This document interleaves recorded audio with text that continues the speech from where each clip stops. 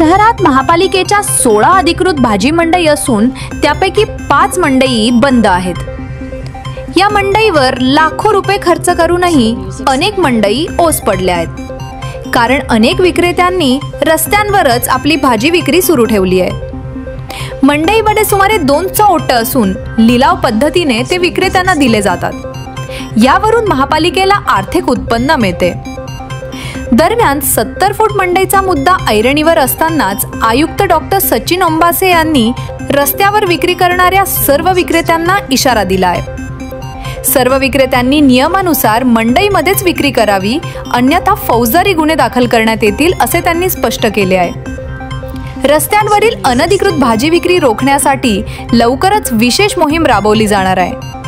यामध्ये रस्त्यावर विकणाऱ्यांबरोबरच खरेदी करणाऱ्यांवरही कारवाई होणार असून त्यामुळे अनेक विक्रेत्यांमध्ये चिंता पसरली आहे।